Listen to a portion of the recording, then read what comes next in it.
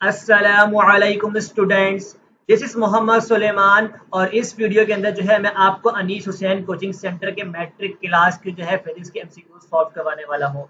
Last की videos के अंदर हम लोगों ने प्रैक्टिकल सेंटर और आदम जी कोचिंग सेंटर के एमसीक्यू सॉल्व किए थे।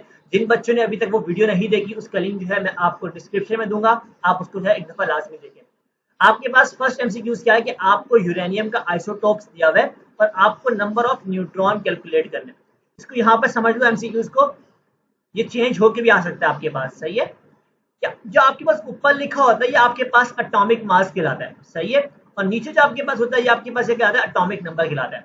एटॉमिक मास जो है आपके पास न्यूट्रॉन और प्रोटॉन का सम होता है, जबकि नीचे वाला 92 लिखा हुआ है ये सिर्फ आपके पास क्या लिखा हुआ है, नंबर ऑफ प्रोटॉन लिखा हुआ है, सही, नंबर ऑफ प्रोटॉन। अब आपने क्या फाइंड करना है, नंबर ऑफ न्यूट्रॉन फाइंड करना है। उसके लिए क्या तरीका है कि आपने 238 में से माइनस कर देना है 92 को, जो आपके पास आंसर आएगा ना वो आपके पास क्या कहलाएंगे, नंबर ऑफ न्यूट्रॉन कहलाएंगे। तो आपके पास 146 आंसर आएगा, इसको माइनस करते हैं तो आपके पास जो है ऑप्शन बी जो है करेक्ट आंसर है। तो इस तरह जो है आपने इस एमसीक्यू को जो है सॉल्व करना है। एमसीक्यू नंबर 2 की बात कर लेते हैं कि मिनिमम डिस्टेंस जो है साउंड और बैरियर के दरमियान में जो है कितना होता है। तो इसके बाद आपका करेक्ट आंसर जो है 17 मीटर है। आपके पास बी ऑप्शन जो है करेक्ट आंसर है। 3 एमसीक्यूज की बात करते हैं। When a ray of light enter absolutely from rare, एक रेयर मीडियम है इनटू अ डेंसर मीडियम, तो आपके पास एंगल ऑफ रिफ्रैक्शन जो है उसको मैं मान लेता हूं कि आर, सही है। एंगल ऑफ रिफ्रैक्शन जो है क्या हो जाएगा, angle of incidence. Angle of incidence को मैं लिखता हूं आई, सही है। आपके पास जो एंगल ऑफ रिफ्रैक्शन होता है ना ये आपके पास स्मॉल हो जाता है as compare to angle of incidence. इसका क्या मतलब है, आपके पास एंगल ऑफ इंसिडेंस ज्यादा होगा और एंगल ऑफ रिफ्रैक्शन क्या होगा, कम होगा। तो आपके पास यहाँ पर ऑप्शन कौन सा ठीक होगा, बी ऑप्शन ठीक है आपके पास, सही है। ये किस तरह आया, ये स्नेल लॉ जो फॉर्मूला है ना आपने वहां से सॉल्व किया इसको, सही। आगे हम बात करते हैं एमसीक्यू नंबर 4 की। 1 mega ohm resistance is equal to, आपको पता है कि मेगा किसके बराबर होता है, एक्सपोनेंट 6 के बराबर होता है। आपने बस इसकी जगह पे लिख देना है 1 एक्सपोनेंट 6 ओम। कौन सा ऑप्शन ठीक है, ऑप्शन बी जो है आपके पास ठीक आंसर है। 5 एमसीक्यू की बात करें, रिफ्रैक्टिव इंडेक्स ऑफ वैक्यूम। देखो बेटा, मैंने आपको जब आलम जी के एमसीक्यू सॉल्व करवाए थे वहां पर आपके पास refractive index of I think glass, crown glass का आया था। अब यहाँ पर वैक्यूम का आ गया, वैक्यूम जो है वो 1 के बराबर होता है। मैंने आपको कहा एक दफा टेबल लाजमी इसका देख लेना। आगे हम बात कर लेते हैं 6 एमसीक्यूज की, कि सेकंड काइंड ऑफ लीवर के अंदर कौन सी एग्जांपल आती है। तो डोर जो है आपके पास करेक्ट आंसर है। आगे हम बात कर लेते हैं 7 एमसीक्यूज की, कि अगेन एमसीक्यू जो है आदम जी के अंदर भी आया था आपके पास, कि प्लेन मिरर के अंदर जो है इमेज फॉर्म होती है वो वर्चुअल और इरेक्ट होती है, सही। 8 एमसीक्यूज की बात करें, each colour in the spectrum represent a certain range of dash, तो फ्रीक्वेंसी एंड वेवलेंथ जो है इसका करेक्ट आंसर है। अगेन एमसीक्यू 9 जो है रिपीट हुआ है आदम जी कोचिंग सेंटर का। इसमें क्या कहा है कि 60 सेकंड साइकिल पर सेकंड जो है आपको फ्रीक्वेंसी गिवन है, आपको एफ गिवन है, आपको लैम्डा गिवन है, वेवलेंथ। आपने v equal to F lambda use करना है, 60 को मल्टीप्लाई कर देना 0.2 से, क्या आंसर आएगा, 12 आंसर आएगा, सही है। अब देखो आपके पास 10 एमसीक्यू से, optical fibre is the practical application of, total internal reflection जो है ये प्रैक्टिकल एप्लीकेशन है ऑप्टिकल फाइबर, सही है। एमसीक्यू अगेन रिपीट है प्रैक्टिकल सेंटर का। आगे हम बात करें 11 एमसीक्यूज की। A coil of insulated copper wire in the form of long cylinder is called solenoid। Simple MCQs था। 12 एमसीक्यूज की बात करें, ट्रांजिस्टर के लिए आपके पास क्या होता है, IE is equal to IB plus IC।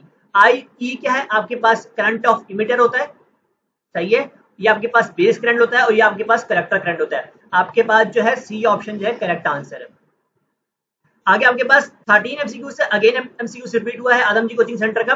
तो इसके अंदर आपके पास जो है गैमा रेस जो है मोर पेनिट्रेटिंग रेस होती है आपके पास। 14 एमसीक्यूज की बात करें, आपको MA बताना है मूवेबल पुली का।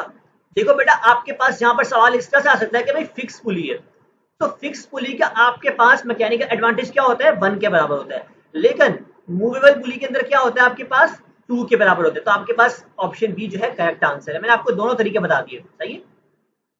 15 एमसीक्यूज की बात कर लो। If the charge on a plate of a capacitor is double, the potential difference between the two plates become. बहुत आसान एमसीक्यूज है, समझ लो यहाँ पर। Q is equal to C V, आप लोगों ने रिलेशन पढ़ा होगा, सही है। C आपको पता है यहाँ पे क्या होता है, कांस्टेंट होता है। बाकी क्या बचा, Q और V बचा, दोनों आपस में क्या डायरेक्टली प्रोपोर्शनल है। अगर मैं चार्ज को डबल कर दूं, सही है, चार्ज मैंने कर दिया 2Q हो गया, तो आपका जो वोल्टेज है ये भी जो है डबल हो जाएगा, मतलब कि डायरेक्टली प्रोपोर्शनल में अगर आप एक चीज बढ़ाओगे तो दूसरी चीज भी उतनी ही बढ़ेगी। तो आपका ऑप्शन बी जो है करेक्ट आंसर है, सही है। आगे हम बात कर लेते हैं 16 एमसीक्यूज की। इसमें रिलेशन की बात की गई है सेंटर ऑफ कर्वेचर और फोकस के दरमियान में, तो आपके पास जो है बी ऑप्शन जो है करेक्ट आंसर है। 17 एमसीक्यूज की बात करें, the energy process by the photon precisely equal the difference of energy between, तो आपके पास सी ऑप्शन जो है करेक्ट आंसर है, 2 ऑर्बिट्स, सही है। 18 एमसीक्यूज की बात कर लेते हैं, the relation between the electric current and magnetic field, तो ये डिस्कवर किसने किया था, ऑरस्टेड ने। अब तक तो ये आपको याद हो चुका होगा क्योंकि हमने आदम जी में भी सॉल्व किया है इसको, और प्रैक्टिकल कोचिंग सेंटर के अंदर भी एमसीक्यूज को हमने सॉल्व किया है। 19 एमसीक्यूज की बात करें, kilowatt hour is the commercial unit of electrical energy. अगर आपने मेरी वीडियो देखी होगी आदम जी कोचिंग सेंटर वाली, उसमें मैंने सब डिटेल में बात की है इसके ऊपर। आगे हम 20 एमसीक्यूज की बात करें, rechargeable cell is called secondary cell, सही है। आगे हमारे पास एमसीक्यूज नंबर 21 है, in dash reaction to lighter nuclei combine together to form a heavy nucleus, तो न्यूक्लियर फ्यूजन है। बहुत कंफ्यूजन होती है बच्चों को फिजन और फ्यूजन के दरमियान में, तो आपने इससे बहुत ख्याल करना है। 22 एमसीक्यूज की बात करें, it is not a simple machine, तो इसके अंदर जो है आपके पास कौन सा करेक्ट आंसर होगा। एमसीक्यूज नंबर 22 के अंदर हमारे पास करेक्ट ऑप्शन जो है बाईसाइकिल का है। 23 एमसीक्यूज की बात करते हैं, distance between node and anti node, बहुत ही कंसेप्चुअल एमसीक्यूज है बेटा, इसको दफा देख लो। यहाँ पर ये आपके पास पूरा होता है लेमडा के बराबर, सही है। ये मान लो ये आपके पास नॉड है और ये आपके पास एंटी नॉड है और ये दोबारा आपके पास नॉड है, सही है। अब आपको यहाँ से लेके यहाँ तक का फासला पूछा गया तो वो लेमडा अपॉन 4 के बराबर होगा, आपके पास डी ऑप्शन ठीक है। लेकिन अगर यहाँ पर लिखा होता है नोड एंड नोड के दरमियान का डिस्टेंस, तो फिर आपके पास लेमडा अपॉन 2 होता। इसी तरह अगर आपके पास लिखा होता ना एंटी नोड और एंटी नोड के दरमियान का डिस्टेंस, मतलब जब सेम सेम आ जाए तो फिर लेमडा अपॉन 2 होगा, सही है। आगे आपके पास 24 एमसीक्यूज है, a hole in P type semiconductor is dash, तो उसके अंदर अ मिसिंग ऑफ इलेक्ट्रॉन को जो है वो शो करता है। एमसीक्यूज हम लोगों ने सॉल्व कर लिए हैं अनीस हुसैन कोचिंग सेंटर के। यहाँ पर आप लोग सेक्शन बी का पार्ट जो है यहाँ पर देख सकते हैं, आप इसकी एक दफा लाजमी इसकी प्रैक्टिस किया करें क्योंकि ये आपके एग्जाम के हवाले से इंपॉर्टेंट क्वेश्चन होते हैं। Thank you for watching this video and subscribe my channel knowledge pool and invite your friends. Thank you.